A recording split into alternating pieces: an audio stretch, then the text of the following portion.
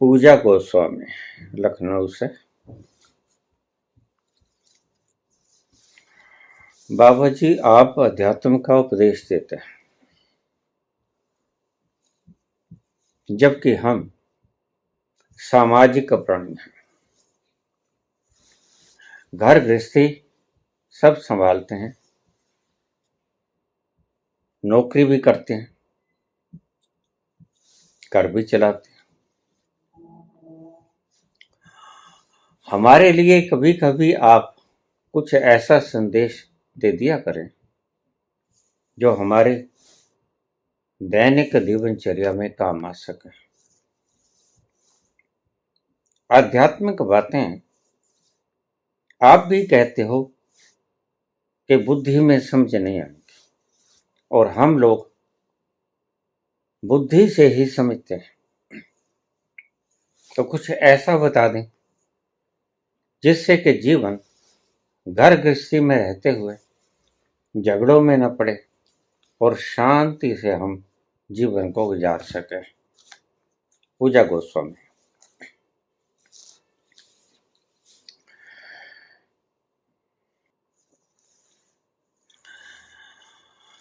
तीन बातों को ध्यान में रखना।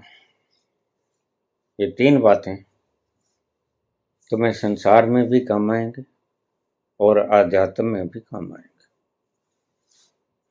दोनों तरफ की प्रगति होगी। वो तीन बातें कौन सी? सबसे पहले सहन शक्ति। आप में सहन शक्ति का प्रचुर मात्रा होना चाहिए। सहन शक्ति को बढ़ाते रहिए। विवेक जल्दी जल्दी मत खोइए। हालांकि मनुष्य की एक सीमा होती है, मैं जानता हूं, लेकिन उस सीमा से पार जाने की चेष्टा कीजिए। पहला, सहन शक्ति। संसार में तो काम आएगा ही, अध्यात्म में तो यही काम आता है। अध्यात्म में मुख्यतः सहन शक्ति यानी धैर्य, यही काम आता है।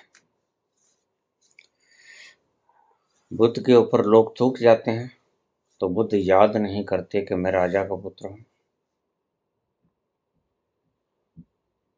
बुद्ध हृदय से उन्हें क्षमा कर देते हैं। क्यों? क्योंकि जिस तल पर मैं हूं उस तल पर ये नहीं। बुद्ध भली भांति जानते हैं क्षमा करने योग्य हैं, तो क्षमा कर ही देने चाहिए, और बुद्ध उन्हें क्षमा कर देते हैं। इस बात को धीरता और गंभीरता से लेना। पहली बात मैंने कहा, सहन शक्ति। आप में धैर्य होना चाहिए दोनों बातों के लिए। इससे संसार के भीतर भी शांति रहेगी और परमात्मा के लिए भी धैर्य, संतुष्टि बनी रहेगी। सहन शक्ति दोनों तरह काम आती है, दोनों जगह काम आती है।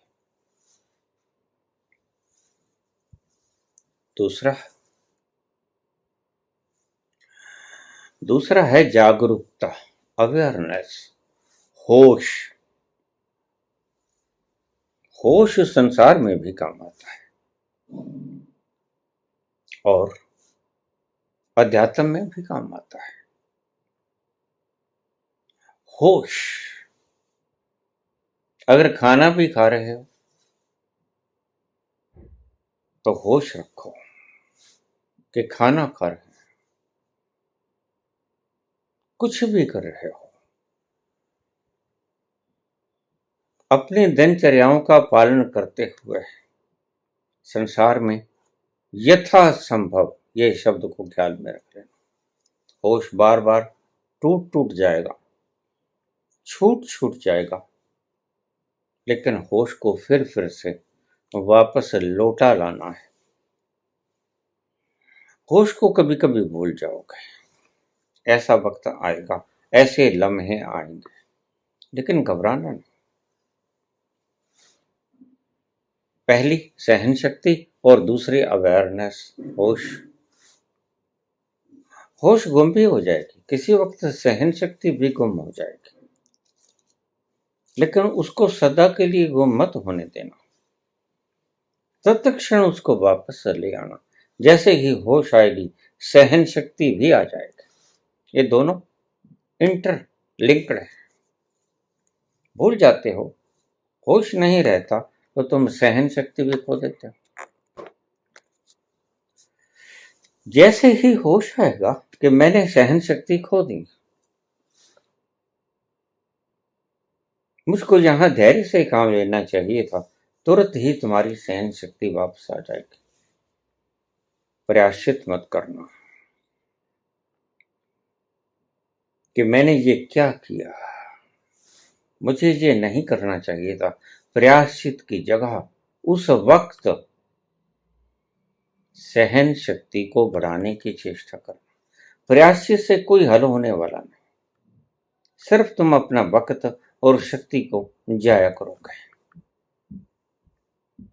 दो बातें बताएं, पहली सहन शक्ति और दूसरे होश, अवेयरनेस, और तीसरी कर्तव्य परायणता, फर्ज।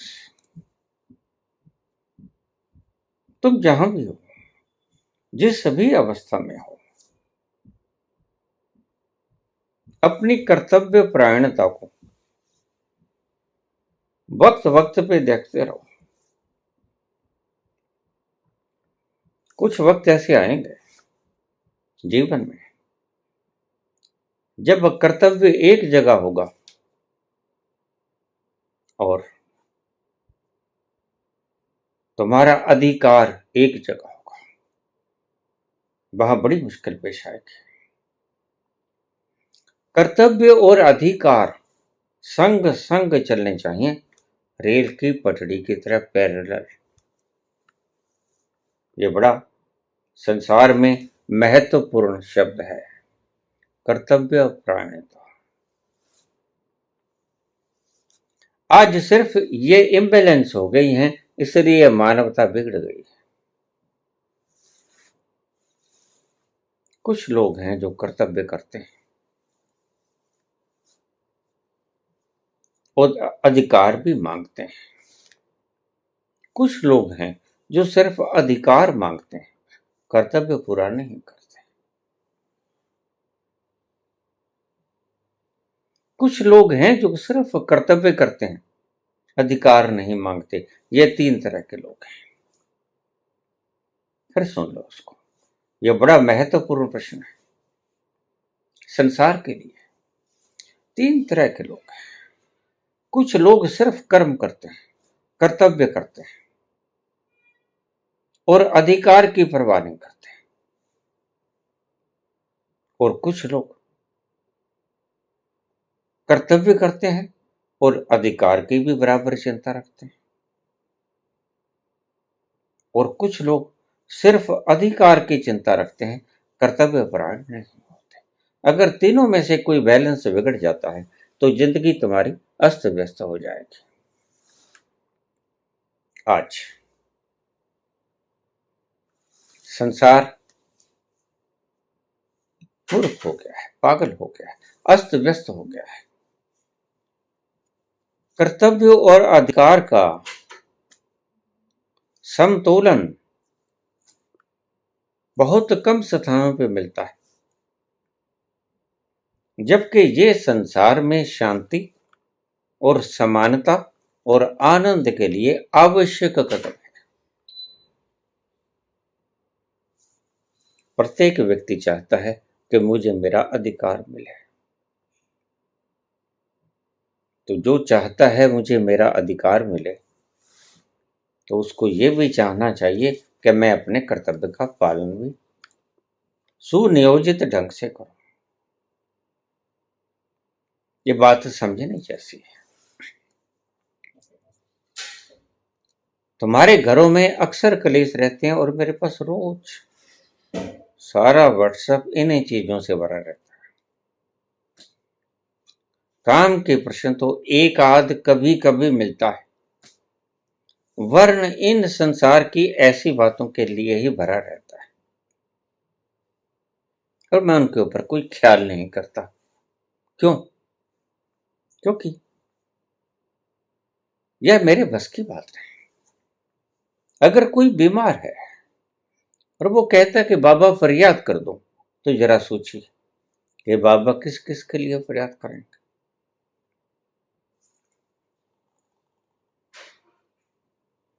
कभी किसी एक के लिए भीतर से दुआ निकलती है, लेकिन उसका कारण तुम नहीं होते। मेरे शब्दों को ध्यान से समझो। कभी किसी एक के लिए भीतर से दुआ निकलती है, लेकिन उसके कारण तुम नहीं होते। उसका कारण दुआ लेने वाला होता है। तुम भूल जाते हो। तुम कहते हो मैंने इसे दुआ दी। तुम गलती में। उस व्यक्ति ने दुआ तुमसे ले ली। क्योंकि दुआ देता है परमात्मा। तुम्हारे भीतर का वो तत्व दुआ देता है। तुमने कुछ ऐसा किया होगा जो कि उसने सोचा नहीं होगा, जो तुम्हारा कर्तव्य भी नहीं बनता था, और वो तुमने कर दिया, तो उसके भीतर से दुआ निकलेगी। और वो दुआ तुम्हारी सब दवाओं से ज्यादा मूल्यवान है।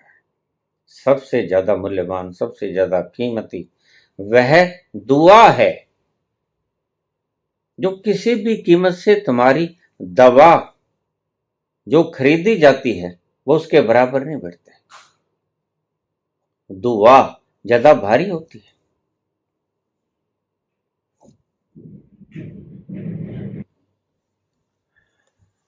सरकमस्टेंसेस को इग्नोर करना सीखो। अब यह कीमती सूत्रों में से एक सूत्र बता रहा हूं। कौन है जिसके जीवन में सरकमस्टेंसेस अच्छे या बुरे नहीं आते? कोई भी ऐसा नहीं मिलेगा आपको। और सरकमस्टेंसेस के अधीन व्यक्ति किसी वक्त कुछ भी कर सकता है, अच्छा या बुरा। लेकिन इसका अर्थ यह नहीं कि वह व्यक्ति स्वभावगत ऐसा है। ऐसा नहीं। अगर कोई व्यक्ति परिस्थितिवश क्रोध करता है, परिस्थितिवश किसी प्रकार का कोई भी निर्णय लेता है, तो इसका अर्थ नहीं कि ये इसका स्वभाव है। नहीं, यह क्षणिक आवेग भी हो सकता है। इसलिए परिस्थितियों पर काबू करना सीखें और परिस्थितियों से समझौता करना सीखें। बड़ी गहरी बात है। परिस्थितियों से समझौता करना, उससे तुम्हारी भीतर की हार मानी सरसता बनी रहेगी। तुम जैसे भी हो। यह एक सिद्धांत नहीं है। तुम इसे सिद्धांत की तरह मत मानो। यह बहुत ऊंचे दर्जे की बात है जिनके लिए सिद्धांत है। लाओसे, कबीर, नानक, जिनके लिए ये सिद्धांत है, उनकी बात छोड़ दो। और तुम उस तल पर जब आओगे तो तुम्हारे लिए भी ये सिद्धांत बन जाएगा। लेकिन अभी तुम उस तल पर आए नहीं। जैसे लव से उस तल पर जाके कहते हैं कि जो करता है वह परमात्मा करता है, और जो करता है वह परमात्मा शुभ ही करता है। परमात्मा अशुभ कभी नहीं करता। लेकिन ध्यान रखना, ये शब्द लव से के, ये शब्द कृष्ण के हैं, कबीर के हैं, नानक के हैं, मीरा के, दया के हैं, सहजों के हैं। ये शब्द तुम्हारे नहीं। तुम इसकी नकल कर सकते हो, इमिटेट कर सकते हो, लेकिन ये शब्द तुम्हारे प्राणों से नहीं आए। और जिस घड़ी ये शब्द तुम्हारे प्राणों से आएगा, तो ध्यान रखना, अब मेरे आगे के शब्द और तुम्हारा काफिला लुट भी जाए तो तुम सी भी नहीं करोगे। तुम आह भी नहीं भरोगे, तुम हाय भी नहीं कहोगे। काफिला पूरा का पूरा लुट जाए, लेकिन तुम भूल जाते हो। मैं ये बात कहता हूं उन लोगों के लिए जो उस तल पर पहुंच गए जिस तल पर जाकर ये प्रज्ञा उपजती है। ये उन लोगों के लिए सत्य है जो लोग उस ऊंचाइयों को छू चुके हैं, और ऐसे लोग बड़े गिनती चुनते गए। कोई कबीर नानक होता है जो तुद पा गए, जो भी तू करते। चला व्यापार करने के लिए, कोई सामान खरीदने को, मिल गए भूखे साधु। भूखे साधुओं को भोजन करा के घर वापस आ गए। जो तुद पावे उसने ऐसा ही चाहा। लेकिन फिर याद करा दूं कि ये उन लोगों के लिए है जो उस तल पर पहुंच गए हैं, उनका अपना कुछ नहीं। वो जानते हैं, भली भांति जानते हैं कि मेरा यहां कुछ नहीं। अगर खो गया तो मेरा कुछ भी नहीं खोया, अगर मिल गया तो मुझे कुछ नहीं मिला। जो ये जानते हैं और भली भांति जानते हैं, उनका व्यवहार इस तरह का होगा। लेकिन प्रत्येक व्यक्ति अगर इस बात को इमिटेट करेगा तो वह सिर्फ प्रायश्चित के अलावा, झुंझलाहट के अलावा और कुछ नहीं पाएगा। नकल तो वो कर लेगा, लेकिन पछताएगा बहुत। और किसी की भी नकल मत करना, इस शब्द को आप पल्ले बांध लेना। नकल किसी की मत करना, किसी संत की भी नकल मत करना, और किसी सांसारिक की भी नकल मत करना। तुम अपनी सहजता से अपने स्वभाव में जीना। तुम नकल करने के लिए पैदा नहीं हो। परमात्मा ने तुमने ऑथेंटिक पर्सन बनाया है। तुम ऑथेंटिक प्रामाणिक व्यक्ति हो। तुम्हारी अपनी एक प्रामाणिकता है। तुम छोटे हो बड़े हो, तुम छोटे कुल में उपजे बड़े कुल में उपजे, इस बात से कोई संबंध नहीं है। लेकिन तुम प्रामाणिक हो, तुम हो। तुम्हारी वैल्यू किसी से कम नहीं।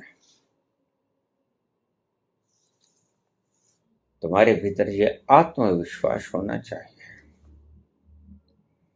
कि मेरी स्वयं की स्वतंत्र सत्ता है जो किसी से मिलती नहीं। सिर्फ नजदीक हो सकती है, लेकिन उसके साथ हूबहू नहीं मिलती।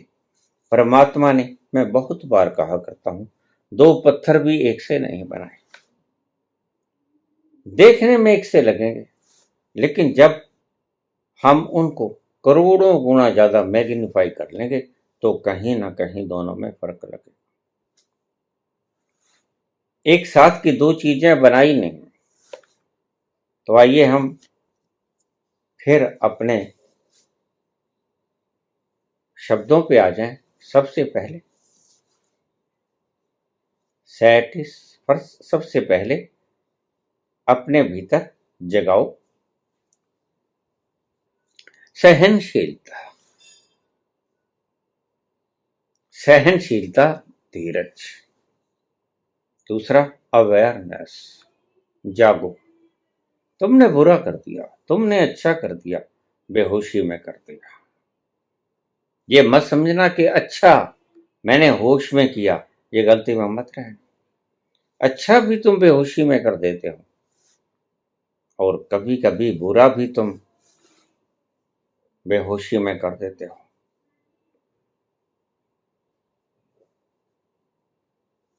लेकिन जागृत बने रहना।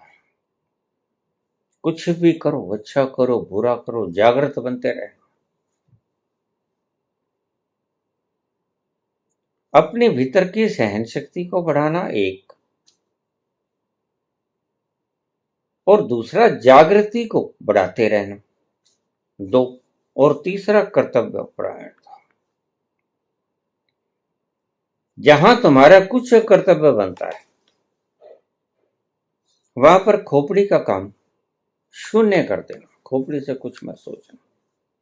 तुम जा रहे हो, कोई राहगीर चलते चलते अचानक वृद्ध है, केले के छिलके के ऊपर पांव रखा और वो फिसल गया, उसकी कोई हड्डी टूट गई। अक्सर लोग हंसेंगे, हंसने वाली कोई बात भी नहीं। क्या बात है हंसने वाली? चूक सबसे होती है, चलते हुए सभी बेहोश होते हैं, दुर्घटना किसी के साथ भी घट सकती है, लेकिन यहां हंसने की जरूरत नहीं। यह कर्तव्य आपका क्या बनता है? आप उस व्यक्ति को जैसा भी है उसको उठाएं, उसकी सहायता करें, जैसी भी उसको सहायता चाहिए। यह है आपकी कर्तव्य परायणता। वह आपका क्या लगता है, वह मित्र है, वह शत्रु है, वह आपका पड़ोसी है, वह दूर दराज किसी गांव शहर से आया, ये मत सोचना। कर्तव्य परायणता कोई नजदीकी या दूरी नहीं देखती। कर्तव्य परायणता सिर्फ ये देखती है कि इसको इस वक्त जरूरत है और मेरा कर्तव्य बनता है, क्योंकि मैं समर्थ हूं, मैं इसकी सहायता करूं, जितने भी कर सकता हूं। ये तीसरी बात है। अधिकार और कर्तव्य, इन दोनों को साथ साथ चलने दो। इन दोनों को अगर साथ साथ चलने दोगे तो तुम्हारी घर गृहस्थी में शांति और आनंद और मिठास बना रहेगा। देखिए, दो बर्तन पास पास पड़े होते हैं, जूठे बर्तन पास पास पड़े होते हैं, और क्योंकि बर्तन है वो आपस में भिड़ भी सकते हैं, खटक भी सकते हैं, लेकिन इसका मतलब नहीं कि उन्होंने आपस में सदा के लिए झगड़ा कर दिया। दो बर्तन पास पास पड़े खटक सकते हैं, लेकिन खटकने का मतलब ये नहीं कि सदा के लिए उन्होंने बैर मोल ले लिया। नहीं, मांजने वाला धोने वाला उन पात्रों को धोएगा, मांजेगा, फिर एक जगह पे रख देगा। जहां दो होंगे वहां झगड़ा होना स्वाभाविक है, लेकिन झगड़ा मन भेद में तब्दील ना हो जाए, झगड़ा दुश्मनी में तब्दील ना हो जाए, इस बात का ध्यान रखना। उसे फौरन कवर कर लेना। हमारी संस्कृति में एक शब्द बना है, सभी संस्कृतियों में एक शब्द बना है, सॉरी। मैं शर्मिंदा हूं, मैं इस बात पर दुखी। यह क्या था? यह भूल चूक को सुधारने का उपाय था। सभी से गलती होती है, लेकिन हम कह देते हैं क्षमा करना, हमसे गलती हो गई। इंसान है, ह्यूमन इज टू एरर्स। गलतियां होती ही हैं, लेकिन जानबूझ के नहीं की। बस अगर जानबूझ के आपने कोई गलती नहीं की तो वह तो क्षमनीय है, अपराध नहीं है, वह तो गलती है, और गलती तो मनुष्य का स्वभाव है। ह्यूमन इज टू एरर्स, इसका मतलब मनुष्य गलती का पुतला है, गलती करेगा ही, लेकिन गलती अचानक होनी चाहिए, जानबूझकर नहीं आनी चाहिए। ये दोनों चीजों में फर्क है। एक शरारत और षड्यंत्र रचकर गलती करना है, एक सहज ही गलती हो जाना है। गलती होने में और गलती करने में यही फर्क है। जब तुम षड्यंत्र पूर्वक साज बैठाकर चाल चलकर गलती करते हो तो वह षड्यंत्र होता है। जो सहज सपाट जाते जाते गलती हो जाती है, वह तुमने जानबूझ कर नहीं की, वह पाप नहीं। क्षमा करने का जिगरा सदा ही बनाए रखना, वो छोटा हो या बड़ा हो। गलती अपने से बड़े से भी हो सकती है, गलती अपने से छोटे से भी हो सकती है, लेकिन गलती जानबूझ के ना हो तो क्षमनीय है, यह कोई अपराध नहीं। और गलती जानबूझकर हो तो फिर क्षमनीय नहीं है, वो अपराध है। तो घर गृहस्थी के लिए कुछ उपाय बताइए जिससे संतोष और सुख और अच्छी तरंगें, लहरें घर के वातावरण में बनी रहें। यहां छोटे बड़े की उपाधि, ये ध्यान से समझना। हम बड़े गर्व से कह देते हैं या हम संस्कारित हैं सनातन के, लेकिन इन संस्कारों ने हिंदुस्तान का बेड़ा गर्क कर दिया।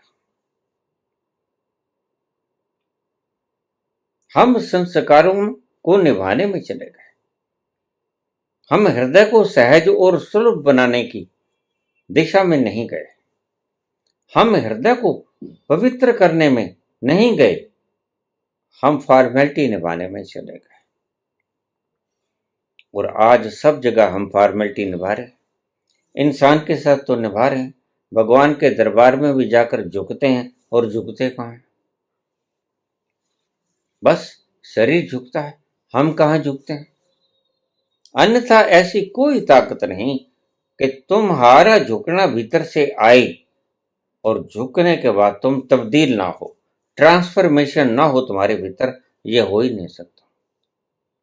लेकिन तुम झुकते हो, आदमी के आगे भी झुकते हो, और झुकते क्या हो, उसके पीछे भय होता है, कोई कारण होता है। स्वभाववश तुम नहीं झुकते, तुम किसी कारणवश झुकते हो। और यही कुछ प्रार्थना सभाओं में हो रहा है, मंदिरों में, मस्जिदों में, गुरुद्वारों में हो रहा है। तुम झुकते तो हो, आडंबर तो सारे करते हो, सभी धर्मों की जो पहचान है, जो नियम है, वो अपनाते हो, लेकिन हृदय के भीतर गांठ नहीं खोलते। और यही चीज खोलने वाली थी, वो ही तुम चूक जाते हो। झुकते ना भी, शरीर की आकृति चाहे बिल्कुल स्ट्रेट बनी रहती, तुम बिल्कुल अल्फ की तरह खड़े रहते, एक की तरह खड़े रहते, कोई फर्क नहीं पड़ता था। लेकिन तुम भीतर से झुक जाते, उससे फर्क पड़ता है। बाहर झुकने से तुम तब्दील नहीं होगे, सिर्फ ढांचा तब्दील होगा, शरीर का ढांचा थोड़ा मुड़ेगा, लेकिन भीतर झुकने से क्रांति हो जाएगी। जैसे ही तुम भीतर से सचमुच झुक गए, क्रांति हो जाएगी, नम्रता उपजेगी, और नम्रता तो छोड़ो, सत्य दिखाई पड़ जाएगा। यह एक ऐसी कीमिया है जो तुम्हारी समझ में, किसी की समझ में कभी भी आ जाए, वह तत्क्षण रूपांतरित हो जाएगा, और तत्क्षण उसका भ्रम टूट जाएगा। हमने जीवन में कभी झुकना सीखा ही नहीं, और इसीलिए कितने जन्म बीत गए, हम सीधे ही रहे, स्ट्रेट। परमात्मा ने शरीर टेढ़ा मेढ़ा बना दिया, लेकिन हमारा अहंकार बिल्कुल स्ट्रेट लाइन की तरह सदा खड़ा रहा। हम भीतर से नहीं झुके, बाहर की आकृतियों में हम झुक गए, उससे कुछ नहीं होता। वो सिर्फ एक ढकोसला है, वो सिर्फ एक सर्कस है।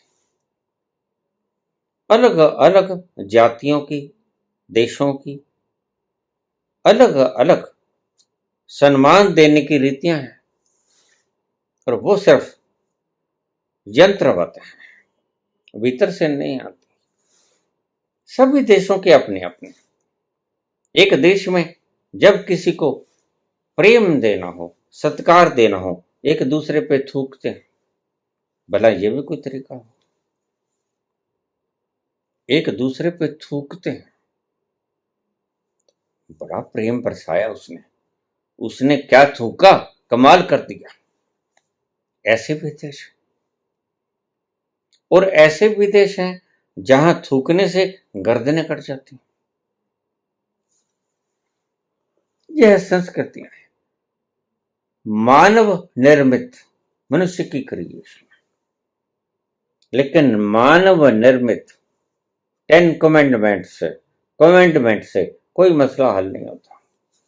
मसला हल होता है भीतर के गुणों को सही ढंग से लागू करने में। तो मैंने कहा सहन शक्ति को बढ़ाइए। सबसे पहली बात, धीरज बढ़ाइए। रोज मेरे पास प्रश्न आते हैं, बाबा क्रिया योग भी करता हूँ, ध्यान में भी बैठता हूँ, थोड़ा थोड़ा आनंद भी आता है, लेकिन वो जो आप कहते हो कुआं मिठास का, वो कुआं भी नहीं है। बस ये धीरज खो दिया है। और बहुत से साधक अंत की बात को सुन तो लेते हैं, लेकिन उसके नए होने पे सदा दुखी रहते हैं। बुद्ध को क्यों हो गया, मुझे क्यों नहीं हुआ? बुद्ध झुके, बुद्ध ने झुकना सीखा, बुद्ध ने मरना सीखा, बुद्ध मर गए। बुद्ध अंगुली माल के सामने बेखौफ जाके खड़े हो जाते हैं, और अंगुली माल उन्हें सावधान करता है, सावधान आगंतुक, मैं अंगुली माल, सिर्फ मेरा एक शिकार बाकी है और तुम मेरा आखिरी शिकार मत बनो। न जाने मुझे तुम पर दया क्यों आ रही है, तुम्हारे ये वस्त्र देखकर मुझे हृदय मेरा द्रवित हो रहा है, तुम्हारे ऊपर कापा उठाने का दिल नहीं करता, यद्यपि तुम हमारे आखिरी शिकार हो। इसलिए वापस लौट जाओ, चले जाओ जहां से आए, आगे मत बढ़ो, लेकिन बेखौफ बेखौफ। बुद्ध धीमे धीमे पगों के साथ उसके करीब जा रहे हैं।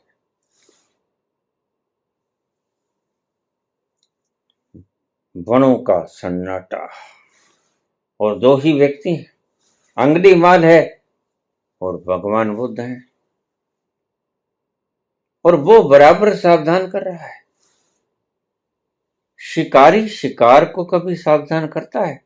नहीं करता, क्योंकि अगर शिकार को सावधान कर दिया तो वह तो भाग जाएगा। यहां उल्टी बात है, शिकारी शिकार को सावधान करता है कि आगंतुक रुक जाओ, मुझे न जाने क्यों तरस आता है, यद्यपि आज मेरा लक्ष्य पूर्ण होने जा रहा है, बस एक ही व्यक्ति, एक ही अंगुली बाकी थी, और तुम मेरे लास्ट शिकार, आखिरी शिकार। लेकिन अजीब विडंबना मेरे सामने प्रकृति ने पेश कर दी, तुम्हें मारने का दिल भी नहीं करता, और शिकार भी मेरे आखिरी हो, तो मैं तुमसे यही कहूंगा कि वापस चले जाओ।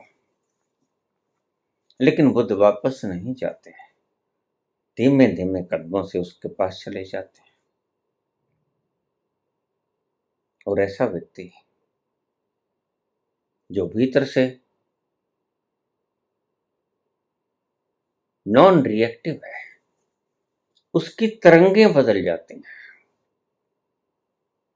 तुम अगर खूंखार शेर के सामने निस्तरंग अवस्था में गुजर जाओ तो शेर तुम्हें नुकसान नहीं पहुंचाएगा। ध्यान रखना, कोई भी जानवर तुम्हें तब तक नुकसान नहीं पहुंचाता जब तक तुम उसको नुकसान पहुंचाने की भावना नहीं विकसित करते। तुम भावना विकसित करते हो उसको नुकसान पहुंचाने की, और वह तुम्हारी भावना को समझ आता है, वह तुम पर अटैक करेगा ही तब। यह ईश्वरीय प्रदत्त गुण है उनके भीतर।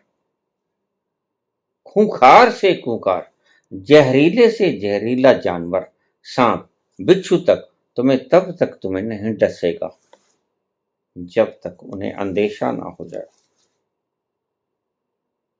और जैसे ही तुम्हारे भीतर हिंसा की प्रवृत्ति आई, तुम्हारे भीतर से कुछ ऐसी तरंगे रोम रोम से बाहर निकलनी शुरू हो जाती हैं जिन तरंगों को वो पशु या वो जीव जंतु जान जाते हैं। ग्रहण शक्ति है उनके भीतर कि यह व्यक्ति मुझे मारने की कामना रखता है, वह तुरंत अटैक कर देते हैं।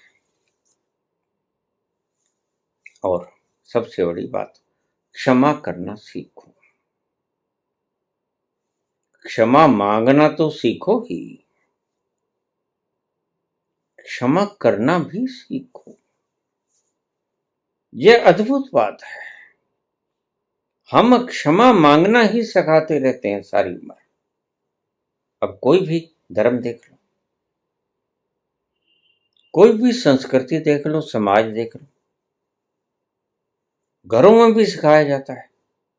अब तुमसे गलती हो गई, तुम क्षमा मांगो, सॉरी कहो, कान पकड़ो, आगे से नहीं करोगे, ये वचन दो। हम क्षमा मांगना सिखाते हैं, जबकि क्षमा मांगना एक हिस्सा है एक सिक्के का। दूसरा हिस्सा, दूसरा पहलू हमने कभी सिखाया ही नहीं। और दूसरा पहलू न सिखाने की वजह से आज समाज में इतना असंतुलन है। जिस दिन हम समाज में, हमारा समाज सिक्के के दोनों पहलुओं को सिखाना शुरू कर देगा, उस दिन समाज में शांति आ जाएगी।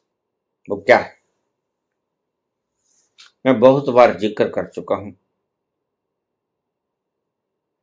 एक उत्सव जैन धर्म में मुझे बहुत प्यारा लगता है, उसको महोत्सव कहते हैं। मह उत्सव, बड़ा उत्सव है, वो सबसे बड़ा उत्सव है, वर्ष में एक बार आता है। उस दिन वो सभी इकट्ठे होते हैं, स्नान ध्यान करके पवित्र शरीर के साथ वो बैठते हैं, धोती लंगोटी पहन लेते हैं, भूखे पेट रहते हैं। कुछ लोग सिर्फ जल का सेवन करते हैं, लेकिन कुछ लोग कुछ भी सेवन नहीं करते, भूखे रहते हैं और शांति से बैठते हैं, सिर्फ बैठते हैं और कुछ नहीं करते। कुछ लोग कुछ जाप पाठ करते हैं, लेकिन कुछ लोग कुछ भी नहीं करते, सिर्फ बैठते हैं।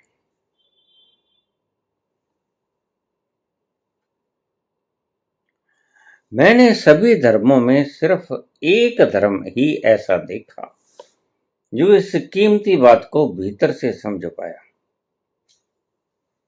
तो क्या कहते हैं, जो पर्यूषण पर्व होता है उनका, महापर्यूषण पर्व। और तो सभी बातें आम भी बताते हैं वो, जो सभी धर्म बताते हैं, लेकिन एक बहुत बढ़िया बात उन्होंने खोजी जो कि बाकी धर्म चूक जाते हैं। कमेंडमेंट्स में उन धर्मों ने ये बात नहीं कही, क्या क्षमा मांगो तो, लेकिन क्षमा कर दो। आज के बाद, इस क्षण के बाद, यह महापर्यूषण पर्व बीत जाने के बाद तुम्हारा दिमाग बिल्कुल वाश हो जाएगा। किसने 10 साल 20 साल पहले तुम्हें गाली निकाली थी, और वो तुमने गांठ की तरह बना ली, गोल गांठ। अब तुम्हें पता नहीं, वह गोल गांठ जिसके प्रति बनाई है उसको जरा भी पता नहीं है, उसको दुख नहीं देने वाली। गांठ जिसके भीतर होती है उसको दुख देती है। इस बात को आप अच्छी तरह से फिर समझ लो। अगर तुम्हारे भीतर अज्ञान की गांठ है तो वह पड़ोसी को दुख नहीं देगी। अज्ञान की गांठ तुम्हें दुख देगी जिनके भीतर वो गांठ है। किसी ने तुम्हें गाली दी, कुछ भी उपद्रव किया, कुछ भी तुम्हारा अधिकार छीन लिया, कुछ भी तुम्हारे साथ कोई धक्का किया, उसने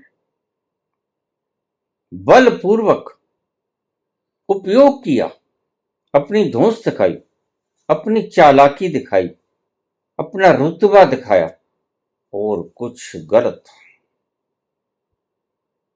तुम्हारे साथ बिहेवियर किया, उसने तुम्हारे भीतर गांठ पड़ जाएगी। और ध्यान रखना, शेक्सपियर ने भी कहा, बुद्ध ने भी कहा कि दूसरों की गलती के लिए तुम क्रोध करके स्वयं को दंड देते हो, दूसरों को नहीं। गलती उसकी, दंड तुम खुद को देते हो। क्योंकि क्रोध में किसने तुम्हें गाली निकाल दी, तुम्हें क्रोध आया, बहुत क्रोध आया, इतना क्रोध आया, लेकिन तुम्हें यह पता नहीं कि उस क्रोध के क्षण में तुम्हारे भीतर कुछ ऐसे विषैले हार्मोन जो पैदा करता है शरीर, जिसके भीतर पैदा होगा जहर, उसको ही तो नुकसान पहुंचाएगा। जो व्यक्ति जहर पी लेता है या जिसके भीतर जहर उत्पादित होता है, नुकसान किसका करता है? उसी व्यक्ति का। तो गाली तो उसने निकाली, गलती तो उसकी, और दंडित तो तुम स्वयं को कर रहे हो। तो फिर तुम समझदार हुए या तुम ना समझ हुए? तो शेक्सपियर कहते हैं कि मनुष्य बड़ा मूर्ख है, दूसरों की गलती के लिए दंड खुद को देता है।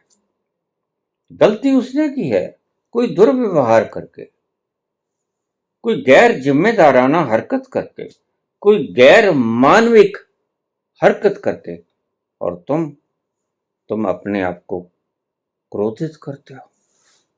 तुम्हारे भीतर ग्रंथियां जहर पैदा करती हैं, एड्रेनालिन, कार्टिसोल वगैरह जहरीले तत्व पैदा करती हैं, जो जहर है। अगर उनकी ज्यादा मात्रा तुम्हारे शरीर के भीतर इंजेक्ट कर दी जाए तो निश्चित ही तुम मर जाओगे। तो उस अवस्था में जब तुम उत्तेजित या क्रोधित होते हो, उस अवस्था में ये जहरीले तत्व तुम्हारे भीतर पैदा होते हैं। वो कार्टिसोल हो, वो एड्रेनालिन हो, वो किसी और तरह का जहरीला तत्व हो, वो हार्मोन्स तुम्हारे शरीर को विकृत करते हैं और नुकसान कर देते हैं। तो बुद्ध भी कहते हैं, शेक्सपियर भी कहते हैं कि गलती तो की दूसरे व्यक्ति है, दंड तुमने दिया खुद को। ये कोई समझदारी की बात तो नहीं। क्षमा मांगना सीखो। और दूसरा, जो ये जैन धर्म के लोग महापर्युषण पर्व के ऊपर आकर ये कहते हैं कि क्षमा करना सीखो, ये जो गांठें तुमने बना ली, इनको खोल दो। 1 साल में जो 12 महीने में तुमसे कुछ ऐसी गलतियां हुई, उनके लिए उससे क्षमा मांग लो। और जो दूसरों से गलतियां हुई, तुमने गांठ बना ली भीतर, वो तुम्हें ही दुखी कर रहे हैं, उन गांठों को आज खोल दो। इसलिए उसको महापर्युषण पर्व कहते हैं। सब गांठें खोल दो आज, सबको क्षमा कर दो। और यह एक ऐसी कीमिया है जो कि दूसरों को भी सुखी करती है और तुम्हें भी सुखी करती है, दोनों धड़े से सुखी हो जाते हैं। तो वो जैन धर्म के जितने भी शिष्य हैं, वो एक स्थान पर स्थानक पर इकट्ठे हो जाते हैं और शरीर को पवित्र करने के बाद, स्नान ध्यान करने के बाद एक वस्त्र लपेट के बैठ जाते हैं और आनंद से शांत भाव से बैठते हैं। देखते हैं मैंने वर्ष भर में क्या किया है। वो गांठें तो भीतर ही पड़ी याद आ जाती। तो प्रत्येक व्यक्ति से वो माफी मांगते हैं, अगर कुछ याद आए तो भी, ना याद आए तो भी। अगर मैंने जीवन में कभी कोई गलती की है तो मैं आज तुमसे करबद्ध प्रार्थना करता हूं, एक दूसरों के पांव को छूते हैं कि तुम मुझे क्षमा कर दो। और वो सभी के चरण स्पर्श करते हैं। मैंने तुम्हें माफ कर दिया, तुमने जो भी गलती की तुम्हें याद है नहीं है, लेकिन मैंने वो गांठ बांध ली, मैंने तुम्हें क्षमा कर दिया और तुम भी मुझे क्षमा कर दो। मैंने कभी कोई जाने या अनजाने जो भी गलती की है तो मुझे उससे मुक्त कर दो। इससे क्या होता है, दोनों के मनों के ऊपर जो बोझ था, उपद्रव का कारण, बीमारियों का कारण, असंतोष का कारण, दुखों का कारण, वह टूट जाता है, गांठ खुल जाती है और धागा सीधा हो जाता है। उसे ही आनंद की अवस्था कहते हैं। कोई गांठ ना रही बीच में, रही मन धागा प्रेम का, मत तोड़ो चटकाए। टूटे थे फिर नहीं मिलाए, मिले गांठ पड़ जाए, यह गांठ बड़ा तंग करती। इन गांठों को खोलना ही रहीम ने कहा है, बड़ा सुंदर शब्द कहा है। गांठ का मतलब है वह जो तुम्हें दुख देती है, वह जो तुम्हें कष्ट में डाल देती है, वह जो तुम्हें सदा जहरीला बनाए रखती है। तुम दुश्मन के प्रति सदा ही ऐसी भावना रखते हो, तुम्हें यह नहीं पता कि तुम दुश्मन का ऐसी भावना रख के कुछ भी नहीं बिगाड़ते, तुम बिगाड़ते हो स्वयं का। क्योंकि जब तुम किसी से बैर रखोगे, ईर्ष्या करोगे, द्वेष करोगे, नफरत करोगे, तो तुम उसका तो कुछ बिगाड़ते नहीं, तुम खुद का ही बिगाड़ते हो।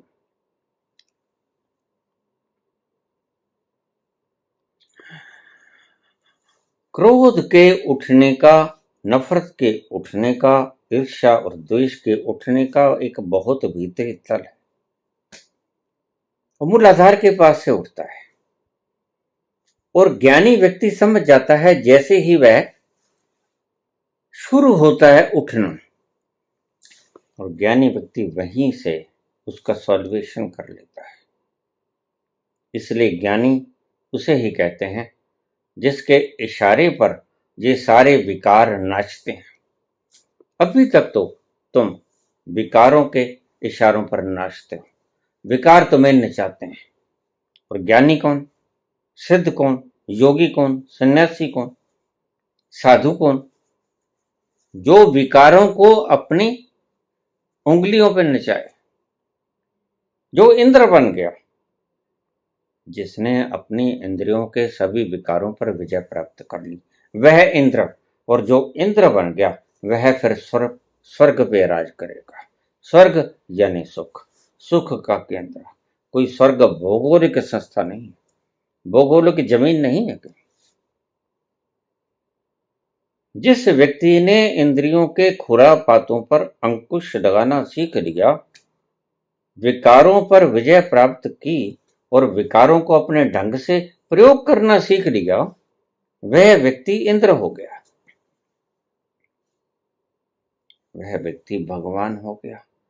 इसलिए वेदों में परमात्मा को जो शब्द दिया गया, हे इंद्र, वह इंद्र परमात्मा से खिताब है। इंद्र परमात्मा से सन्मुख हो रहा है। हे इंद्र ऐसा कर दो, हे इंद्र ऐसा कर दो, हमारी गौओं की रक्षा कर, हमारी रक्षा कर, हमारी धन संपत्ति की रक्षा कर, हमारी जमीनों की रक्षा कर। इंद्र कहते हैं भगवान को, और भगवान ही सिर्फ विकारों को जीत सकते हैं, विकारों को अपने ढंग से नचा सकते हैं। अभी तुम तो इंद्र नहीं, अभी तो तुम इंद्रियां तुम्हें नचाती हैं, इंद्रियां नचाती हैं, विकार तुम्हें नचाते हैं और तुम नाचते हो। इसलिए तुम दुखी हो। और परमात्मा सुखी क्यों है? क्योंकि वह इंद्र है। इंद्रियां उन्हें नचाती नहीं, वह इंद्रियों को नचाता है। सभी आवेग जिन्हें तुम शत्रु कहते हो, काम, क्रोध, लोभ, मोह, अहंकार, इन शत्रुओं को जो नचाता है आएंगे। जब तक व्यक्ति जिंदा है ये विकार आएंगे, क्योंकि यह ऊर्जा का ही एक प्रारूप है। वो चाहे कोई भी विकार है, वो काम है, वह क्रोध, वह लोभ, वह मोह, वह अहंकार, ये आएगा। अगर नहीं आता तो समझो ही इज डेड, वह मृत है, वह मरा हुआ है। अगर जीवंत व्यक्ति है तो उसके भीतर ये विकार आएंगे, वह चाहे मुनि है, चाहे महात्मा है, चाहे संत है, चाहे कोई है। लेकिन आगे टैकल करने की बात है। काम, क्रोध, लोभ, मोह, अहंकार प्रत्येक शरीरधारी के भीतर आते हैं। ये कोई व्यक्ति गुमान न करे कि मेरे भीतर नहीं आते, नहीं। आगे उनसे डीलिंग कैसे होती है, बस इस बात का फर्क है। तुम इंद्र बनकर उनसे निपटते हो या तुम इंद्रियों की आज्ञा को मानकर अनुसरण करते हो और उनके पीछे लगकर भोगों को भोगने में व्यस्त हो जाते हो। बस बात तो इसकी है। तुम उन्हें कमांड करते हो या वो तुम्हें कमांड करते हैं, बात इसकी है। तो सभी जितने भी जैन धर्म के उपासक हैं, शिष्य हैं, श्रावक हैं, आदमी तो छोड़ो, चलते फिरते अचानक किसी कारण से ध्यान भटक गया और तुम्हारा वजन तो 1 क्विंटल भी हो सकता है, 80 किलो 60 किलो भी हो सकता है, दुबले पतले इंसान भी हो सकते हो 40-30 किलो के। लेकिन उन जीव जंतुओं के लिए जो दिखते भी नहीं हैं, बहुत महीन हैं आकार में, वो तो बड़े दुर्बल हैं। उनके लिए तो तुम्हारा वजन जैसे पूरी की पूरी एक पृथ्वी तुम्हारे ऊपर कर गई, इतना वजन है। और वो मर गए होंगे और तुमने जान के नहीं मारे, तुम बस चल रहे थे। स्वभाव था वो मरेंगे मरेंगे। उस संतों ने, तभी से जैन मुनियों ने कहा कि हम तो पैदल चलेंगे। उन्हें पता नहीं तुम पैदल तो चलोगे, लेकिन कितना ही पैदल चलो, बहुत से कीटाणु तो मरेंगे ही मरेंगे। तुम कितना ही यत्न कर दो, तुम्हारी आंखों के ऊपर कोई ऐसा दूरबीन, कोई लेंस तो लगा नहीं, कोई हर्बल टेलीस्कोप नहीं है, कोई जेम्स वेब टेलीस्कोप नहीं है जो बहुत महीन आकार के बैक्टीरिया को देख ले। वो मरेंगे और उनके लिए तुमने उनकी हत्या की, तुम हिंसक हो, तो ये तुमसे पाप हो गया। हुए अनजान, तो अनजाने में किए हुए पाप का वो प्रायश्चित नहीं करते, वो सिर्फ क्षमा मांगते हैं। वो कहते हैं देखो मैंने जान के नहीं किया। हे सूक्ष्म जीव जनताओं, हमने किसी ऐसी आवेश के वशीभूत तुम्हारे मृत्यु का कारण नहीं पैदा किया, सहज में ऐसा घट गया। हमने तुम्हें जानबूझ के नहीं मारा, हमें क्षमा कर दो।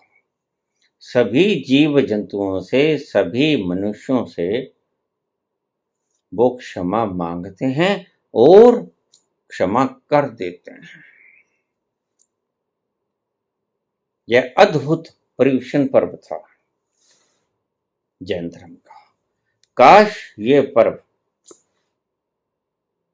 प्रत्येक धर्म नहीं, प्रत्येक समाज नहीं, प्रत्येक घर और प्रत्येक घर का प्रत्येक जीव इसके ऊपर अमल करना शुरू करते हैं।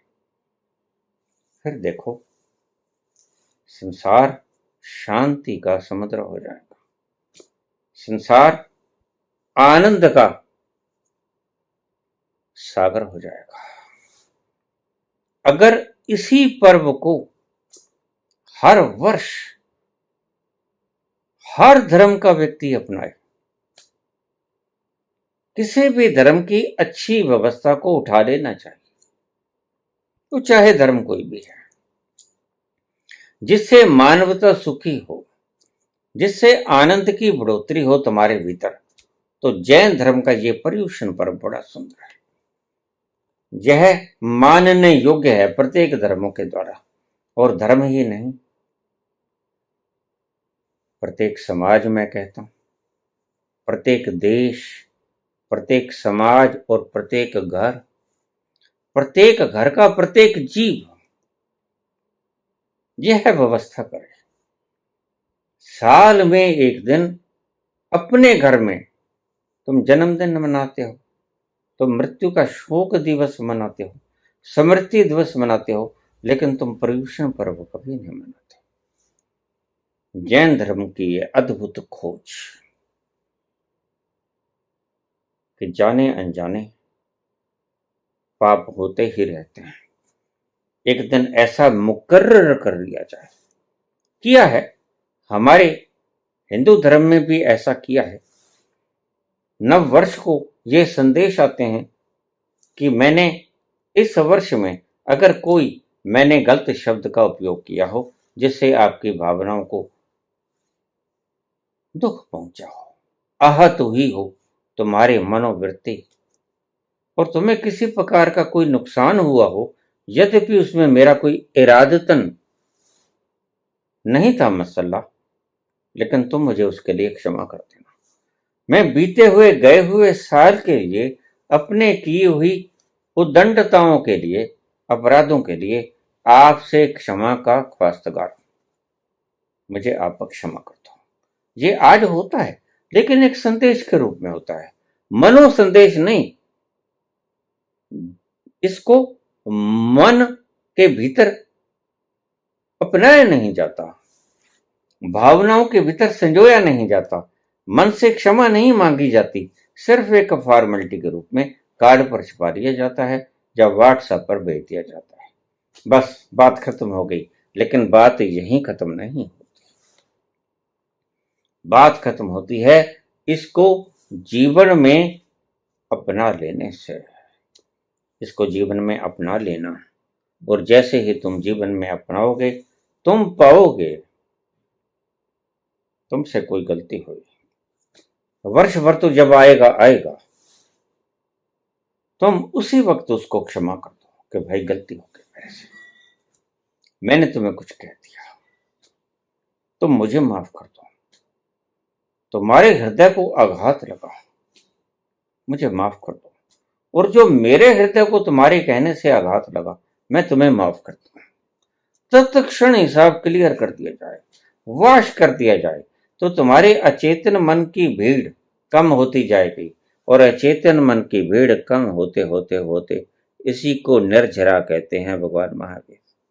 तुम कैवल्य के उस तल पर पहुंच जाओगे जहां तुम अकेले रह जाते हो, भीड़ भाड़ से दूर। इस भीड़ भाड़ को सबको समाप्त कर दो, और इसका ये उपाय है, तत्क्षण क्षमा मांग लो, हृदय से क्षमा मांग लो उन जंतुओं के लिए जो तुम्हारे पांव के नीचे आके मर गए। अहिंसा का ये रूप जैन धर्म में मैंने बड़ी प्रबलता से देखा, और जैन धर्म में इतने लोग जो पहुंचे उनका एक कारण मैंने यही पाया। इतने लोग किसी धर्म में नहीं पहुंचे, तुम्हें जानकर आश्चर्य होगा। 24 तीर्थंकर, सभी राजा, और प्रत्येक व्यक्ति कैवल्य की अवस्था को प्राप्त करके आ गया। उसका कारण क्या था? उसका बेसिक कारण यही पर्यूषण पर्व था कि उन्होंने क्षमा मांग ली और क्षमा कर दिया, गांठ नहीं बची, और ये गांठ ही अज्ञान की गांठ है। यही तुम्हें तंग करती है, यही तुम्हें बांधती है, इसी से तुम दुखित होते हो। इसको अपना लो, तुम्हारा जीवन सुखी हो जाएगा, तुम्हारे संसार के लिए भी काम आएगा, और तुम्हें अध्यात्म के अंदर कैवल्य की उपलब्धि के काम भी आएगा। दोनों मसले हल होंगे, संसार में आनंद मिलेगा, सुख मिलेगा, शांति मिलेगी, और उस तल पर जाकर आनंद की लपटों से तुम सराबोर हो जाओगे। धन्यवाद।